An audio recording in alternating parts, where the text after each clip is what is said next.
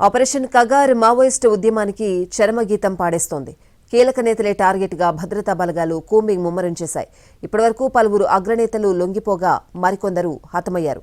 ఈ తరుణంలో మరో అగ్రనేత బర్సేదేవా పోలీసుల ఎదుట లొంగిపోయారు. మావోయిస్టు ఉద్యమానికి వరుసగా గట్టి ఎదురుదెబ్బలు తగులుతున్నాయి. దళంలోని మరో అగ్రనేత బర్సేదేవా 15 మంది మావోయిస్టులతో కలిసి తెలంగాణ రాష్ట్ర పోలీసుల ఎదుట లొంగిపోయినట్లు తెలుస్తోంది. ప్రస్తుతం బర్సేదేవా తెలంగాణ పోలీసుల అదుపులో ఉన్నప్పటికీ ఈ విషయంపై ఇంకా అధికారిక ప్రకటన వెలువడలేదు. 1-2 రోజుల్లో పోలీసుల నుంచి అధికారిక ప్రకటన వచ్చే అవకాశం ఉందని తెలుస్తోంది. బర్సేదేవా ఇటీవల పోలీసుల ఎన్కౌంటర్లో మృతి చెందిన కరడుగట్టిన మావోయిస్ట్ నేత హిడ్మాతో కలిసి సుమారు 15 ఏళ్ల పాటు సుదీర్ఘంగా పనిచేసినట్లు తెలుస్తోంది. People's liberation army PLA commandant గా పనిచేసిన బర్సేదేవా అనేక కీలక మావోయిస్ట్ ఆపరేషన్లలో కీలక పాత్ర పోషించినట్లు భద్రతా వర్గాలు వెల్లడించాయి.